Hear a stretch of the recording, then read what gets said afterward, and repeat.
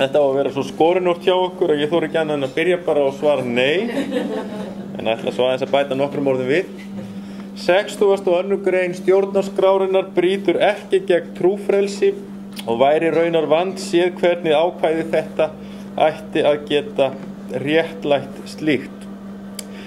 Þetta undirstrikað í 63. grein þar sem ákvæðum að verja frelsi fólks til að iðka trú sína innan velsæmismarka.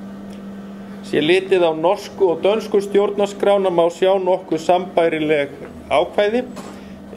Þar sem í norsku stjórnarskráni byrjar mjög snemma í 2. grein ákvæði trúfrelsi og þá í beinu framhaldi opinber staða tiltekinnar trúar nefnd í sömu andrá, það að segja evangelisk lúterskra kristni. Og í dönsku stjórnarskráni sem sagt þjóðkirkju ákvæðið í 4. grein, en reyndar verður að fara alveg aftur í 75. grein til að finna ákvæði trúfrelsi. Þannig að mínu áliti held ég nokkuð almennu skilningur það að þessi þjóðkirkju aðild stangast ekki á við trúfrelsi, ólíkt því sem margir hafa reyndar haldið fram. Öðru máli gegnir hins vegar jafnrétti trúarhópa. Á Íslandi strangt til tekið ekki jafnrétti trúarhópa.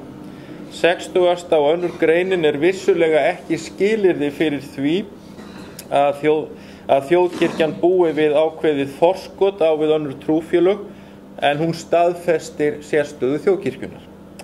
Trúfrelsi hins vegar mun þýðingar meira en jafnrétti, enda tengist það skoðanafrelsi og tjáningafrelsi sem ákveðin grunn mannréttindi sem við viljum öll búa við. Það má finna mörg dæmi sambærilegt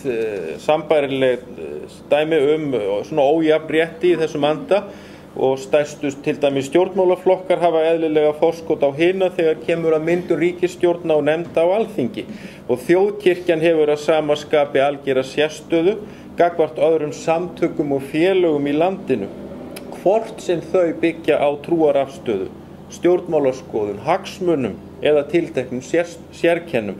Þar stærð þjóðkirkjunar afgerandi og mér detta raunar engin samtök í hug hvers eðli sem þau sem jafn fjölmenn á Íslandi eins og íslenska þjóðkirkja. Það því eðlilegt að gert sé ráð fyrir því að samfélag í þessum anda skeri sig úr með afgerandi hætti. Við það bætist söguleg sérstaða kirkjunnar sem samofin þjóðinni nánast frá upphafi og þarf ekki að rekja nánar. Hér í húsakynnum dómkirkjunnar má þó benda á að stærstu tíðindi í sveitarstjórnarmálum á Íslandi voru þegar skólarnir í Skálholti og Hólum lögðust af og biskupsembættið flutti hingað til Reykjavíkur sem fékk svipað leyti kaupstaðarréttindi. Hinn sögulegi þáttur skiptir ekki síst máli þegar sjálft eðli stjórnarskrárinnar hugleitt, sem kjölfesta sem leitað í þegar önnur löggjöf samin. Þar byggja menn á tilteknum grunngildum sem ætlað að vera mælistika á gildi annarra laga sem sett eru. Þessi skilningur ríkjandi í fyrrnefndri stjórnarskrá Noregs og einnig í Danmörku. Þar eins og áður sagt ákvæðin átrúnað og þjóðkirkju mun framar en hjá Íslendingum, sem vísar til þess hversu veigamikla stöðu kirkjan hafði þegar þjóðirnar fengu stjórnarskrá á 19. öld. En standa þessi ákvæði hjá grannþjóðum okkar þó í breyttri mynd sé. Það væri að mínu mati óskynsamlegt að hrófla við 62. grein stjórnarskrárinnar. Fyrir því bæði hagnýt rök og grundvallarskilningur. Vandséð hverju það myndi breyta að afnema ákvæði þetta, við eigum ítarleg lög frá 97, en ákvæðið staðfestir hins vegar sérstöðu þjóðkirkjunnar á Íslandi í sögulegu ljósi með tilliti til mannfjölda, og sá skilningur löggjafans hér á Íslandi sem í Danmörku og Noregi að þjóðkirkja og trúfrelsi fari vel saman. Svo geta menn rýnt í þessi samfélög á Norðurlöndum og spurt sig hvað þau eiga sammerkt. Og ég hef svolítið velt fyrir mér, og við vitum að Norðurlöndin 5, ef við víkkum aðeins út, búa við ólíkt fyrirkomulag. Það lýðveldi og konungsveldi. Tungumálin ekki öll á sömu rót, Finnar skera sig þar úr.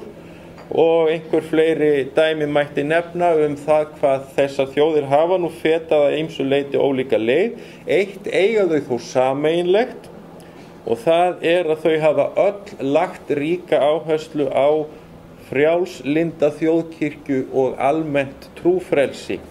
Og trúfrelsi reyndar talið einna mest í þessum ríkjum þegar litið á heiminn allan.